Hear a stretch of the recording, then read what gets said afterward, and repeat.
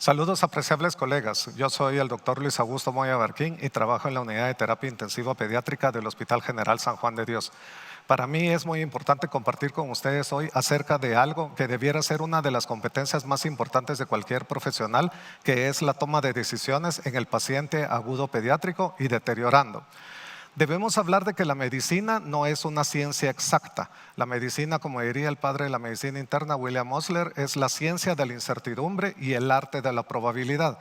Entonces, el querer nosotros tener algo milimétrico, acotado y preciso no es en una carrera donde nosotros utilizamos las ciencias físicas en la conducta humana. Este cuadro nos puede representar lo que tenemos que entender acerca de la seguridad humana y la seguridad del paciente. El riesgo es igual a la amenaza por la vulnerabilidad.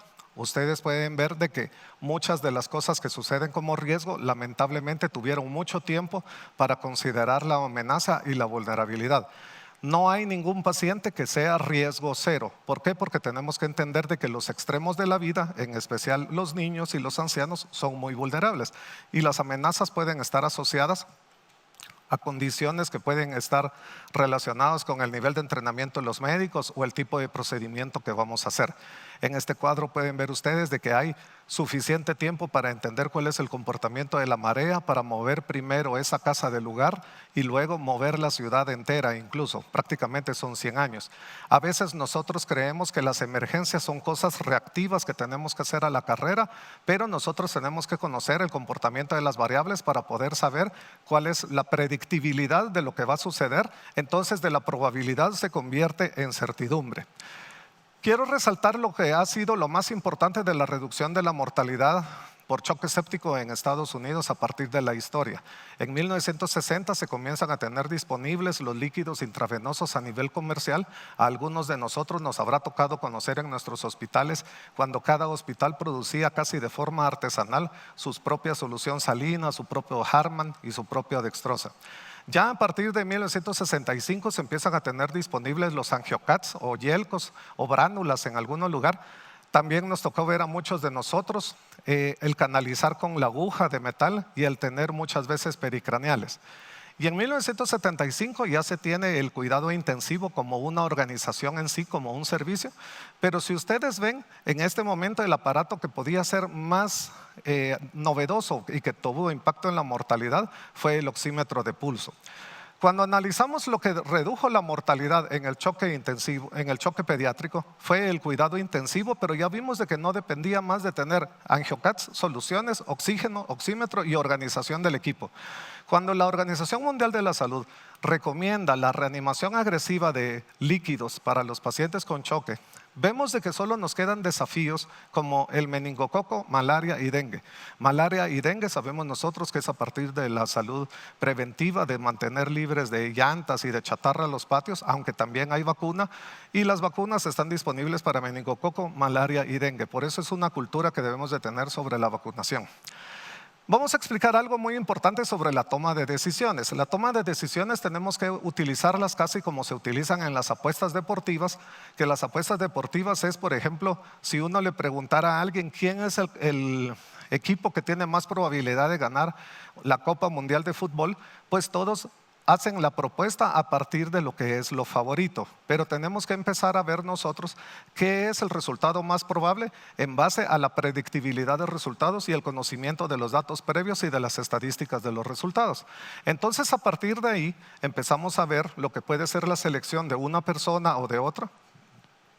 Y podemos ver de que un equipo puede tener una relación de ganar, de que las apuestas están 7-2, 10-4, 3-1, depende cómo sea la propuesta o la apuesta. Nosotros vamos a saber de que si nosotros apostamos al ganador, pero no gana, nosotros vamos a perder mucho dinero. Mientras que si nosotros apostamos al poco probable y gana, vamos a ganar mucho dinero. Esto sucede en la bolsa de valores, sucede en las apuestas deportivas, pero nosotros no tenemos que estar arriesgando los minutos ni el tiempo de vida de los pacientes. Nosotros tenemos que apostar hacia una estrategia ganadora y por eso es de que tenemos que buscar las variables que son predictivamente efectivas para poder tener una inversión de ese tipo. Entonces, ¿qué efecto tiene la recuperación del llenado capilar a menos de 2 segundos y la presión arterial normal a nivel comunitario. No estoy hablando, como siempre se creerá, de que el cuidado intensivo es un lugar especializado dentro de hospital. El cuidado intensivo es una actitud y una forma de trabajo donde todas las personas están buscando la mejor alternativa posible con los recursos disponibles. Entonces, si a nivel comunitario, aún utilizando AngioCats, yo puedo revertir el shock, no es necesario tener un acceso vascular central ni hacer una venodisección. Pero si logro hacer eso, la supervivencia está una apuesta a favor casi 10-1. O sea, lo más probable es de que si revierto el choque en menos de 1 hora, sobrevivirá el paciente 10-1. Eso no es igual a certeza, y eso yo lo quiero subrayar siempre. Aún haciendo lo correcto y haciendo las cosas bien, los pacientes pueden fallecer, pero aún aunque fallezca tenemos que tener bien hechas las cosas. El abordaje basado en guías y en los cursos de reanimación avanzada pediátrica, tenemos que tener cursos estructurados para que todas las personas tengan la toma de decisiones más rápida. Entonces eso es casi de 7-1. Prácticamente tenemos nosotros más certeza de tener éxito si hacemos estas cosas que el tener un retraso en el choque, y por cada hora el riesgo de mortalidad se va a aumentar de 2-1, e incluso el retraso del abordaje basado en las guías, por cada hora vamos a tener de 1,5-1. ¿Qué significa esto? Que nosotros tenemos que jugar a ganar. Nosotros siempre tenemos que ser propositivos, tenemos que ser positivos y creer que el cambio es posible. Yo siempre lo insisto, ese es el nivel más alto de la competencia de cualquier profesional, el liderazgo. El liderazgo es creer que el cambio es posible. El mediocre no es malo, simplemente es el que medio cree en el cambio. Y por eso es que cuando nosotros vemos de que hay personas que son tímidas y que hacen las cosas muy lentas, que empiezan a pedir hematologías, empiezan a pedir radiografías, como sucede en muchos lugares de los hospitales donde el interés es aparentemente bajarle la fiebre utilizando dipirona en vez de restablecer la perfusión porque tiene la cabeza caliente y los pies y las manos frías, que hasta la mamá lo dice, ese niño está condenado a fallecer. Esta es la fórmula de supervivencia, de la probabilidad de supervivencia, el uso de la ciencia médica, la eficiencia educativa y la implementación local. Nosotros tenemos que tener la capacidad de poder tener la implementación con los recursos útiles.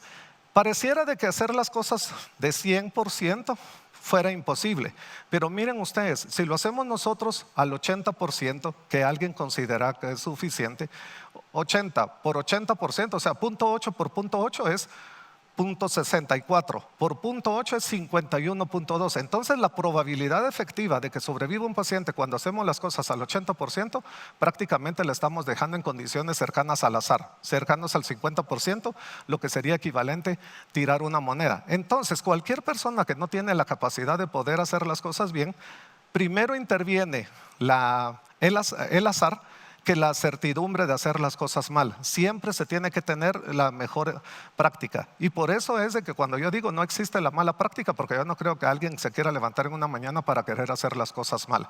Ese es un proyecto que se hizo educativo en Uganda, donde estudiantes de 3er y 4.er año entrenaron a sus compañeros que todavía eran estudiantes de medicina. Y luego en Myanmar, Tailandia, hicieron este mismo estudio utilizando con residentes de 1er y 2.er año. Miren ustedes lo importante, en la fase 1, en el pre y en el post, inicialmente solamente el 47% evaluaban el estado de conciencia. En la fase 2, en la fase 1, en el post ya era el 100% con una diferencia estadísticamente significativa. Evaluar el patrón respiratorio, miren, aplicar oxígeno, 27% al inicio y 100% después del entrenamiento.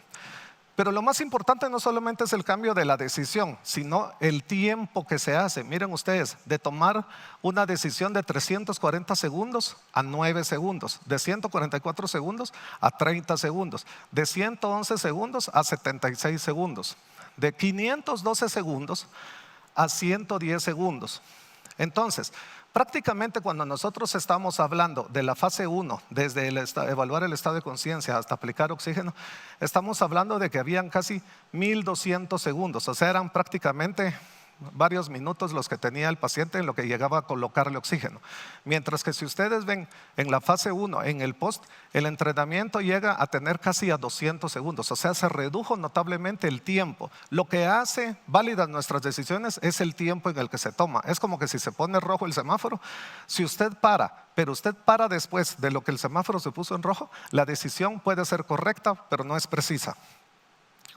Y esto era la situación que pasaba en muchos hospitales en el San Juan de Dios y en el interior del país, donde el niño de la parte superior era el niño que todos empezaban a pedirle laboratorios, pidámosle una radiografía, pidámosle una venodisección, a diferencia como es el abordaje de hoy, de sensible en el tiempo, preciso en el tiempo, donde varias personas trabajan en equipo y no solamente es una persona la que está tomando las decisiones, porque tomar decisiones cansa. Esta es una foto muy conocido acerca de lo que se llama la carga cognitiva. Las personas que tienen incertidumbre tienen fatiga emocional porque cada vez están preocupadas por estar sabiendo qué va a hacer y no tienen certidumbre. Por ejemplo, este es un niño de Huehuetenango que tuvo un accidente de tránsito. Ven ustedes la lesión de las cervicales. Sabemos cuál es la certidumbre que puede tener, cuál es la probabilidad que puede tener, pero nosotros lo tenemos que convertir en lo que las herramientas que nosotros tenemos. Esto se hizo de manera exitosa en Huehuetenango, se le inmovilizó, se le colocó collarín, se le comenzó tratamiento de choque medular y el paciente tuvo el menor impacto posible. Entonces, tenemos que reconocer que el manejo de los pacientes tiene diferentes fases basadas en el tiempo y de base a las diferentes metas que vamos a tener. Y esto se basa en indicadores clínicos. Por favor, insisto, no hay ningún estudio de imagen, ningún estudio de laboratorio que sea superior a la evaluación clínica. Tenemos que evaluar desde los pulsos, el color, el llenado capilar, las extremidades si están frías. Luego los indicadores bioquímicos aparecen alterados, pero ya son muy tardíos. E incluso nosotros hemos visto que se ha buscado tener que revertir al paciente cuando ya está en parada cardíaca, lo cual es muy tardío. ¿Qué es lo que sucede en los hospitales muchas veces? Comienza con un proceso en que una persona le cuenta a otra, no me parece, consultemos a no sé quién, y poco a poco se va retrasando la atención porque no llega a ser efectiva. ¿Y por qué sucede eso? Porque hemos confundido lo que es la jerarquía con conocimiento, con toma de decisiones y responsabilidad. Entonces, no olvidemos que cuando los pacientes llegan a nuestro hospital no están en el minuto cero, ya tienen varias horas o minutos que han comenzado con la lesión. Tenemos que llevar precisión de cuántas son las cosas que tenemos y a partir de eso poder ver los retrasos y cómo podemos hacer que se agilice lo que nosotros queremos de nuestros objetivos y nuestras metas. El manejo de los antibióticos en los pacientes con choque séptico, entre más temprano se restablezca la perfusión y se coloque un antibiótico que aún puede ser empírico y de amplio espectro, va a favorecer la supervivencia de los pacientes. En cada hora que se retrasa la recuperación del llenado capilar y la presión arterial, aumenta el 40% de mortalidad. Esto no lo podemos revertir queriendo hacer cultivos, queriendo hacer radiografías. Entonces, algo nuevo que estamos trabajando en el Hospital General San Juan de Dios a partir que hemos expandido, ya no es el cuidado intensivo, sino que estamos hablando del cuidado extensivo y los equipos de respuesta rápida.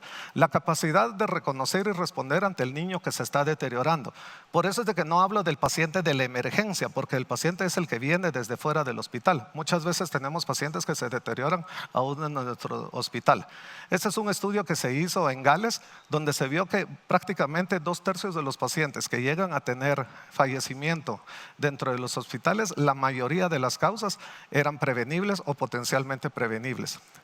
El deterioro de los niños en los servicios de los hospitales, aunque ustedes no lo crean, es más grave que en la comunidad, porque en el hospital comienzan a hacerle un montón de estudios y empiezan a pedirles repetir radiografías, a pedir laboratorios, mientras que en la comunidad muchas veces la vecina le dice a la señora, mire, yo miro mal al muchachito, llévelo de una vez y llega más rápido a la emergencia de los hospitales.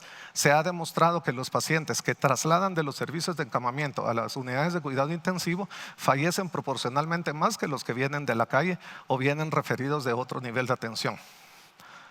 Entonces, tenemos que basarnos en aspectos clínicos, no necesariamente de poder estar decidiendo en base a laboratorios. Todos los niños tienen alguna forma de poder detectarlo a partir de sus condiciones fisiológicas y ustedes pueden ver de que existen diferentes momentos que nosotros tenemos que tener muy claros para poderlos estar haciendo. Tenemos que tener una evaluación inicial a partir de lo que es el reconocimiento de la temperatura, de la piel fría, fiebre, diferencia del gradiente alveolar arterial, Puede también, ya cuando se va recuperando, tener una piel más tibia, sin diferencia de gradiente térmico, empieza a aumentar la saturación venosa y se empieza a recuperar la excreta urinaria, que es uno de los indicadores más valiosos para poder saber que el gasto cardíaco es efectivo a nivel comunitario.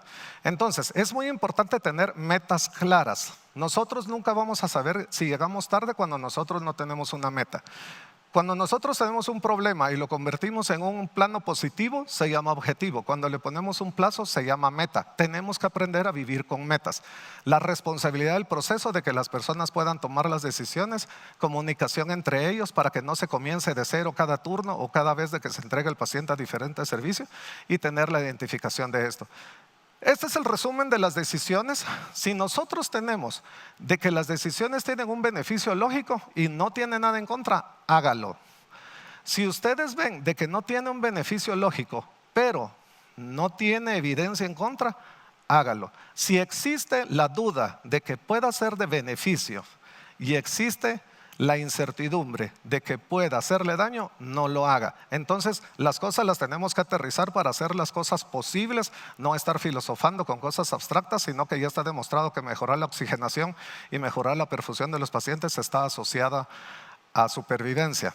Este es un estudio que nosotros hicimos sobre la propuesta de que no solamente hay que decir errar es humano, porque se cree de que se tiene que hacer, de que tenemos que evitar el daño. Pero eso no resuelve. El errar es humano o el premium non nocere no es suficiente. Nosotros tenemos que trabajar como un equipo. Mejorar es humano. Tenemos que estar haciendo siempre las cosas mejor y estar auditando los resultados que tenemos para poder hacer las cosas cada vez mejor. Como siempre, yo agradezco a todos los colegas y maestros que nos han ayudado en este proceso. Es una vasija tipo códice del periodo clásico, donde ustedes pueden ver de que este proceso de estar compartiendo el conocimiento, como ustedes lo ven en este maestro Maya, enseñando a los nobles que estaban estudiando cómo poder tomar decisiones de cómo escoger el lugar que va a los números. En conclusión, las decisiones que nosotros tenemos que tomar en las salas de emergencia, en los encamamientos y en las unidades de cuidado intensivo, debemos de tenerlas claras desde antes. Saber qué es lo posible, saber qué es lo probable, dónde vamos a generar la certidumbre y no generar incertidumbre. Por ejemplo, la certidumbre es que todos los pacientes tienen un riesgo de fallecimiento. La certidumbre es ofrecerles lo mejor en el menor tiempo posible con los recursos disponibles. Muchas gracias.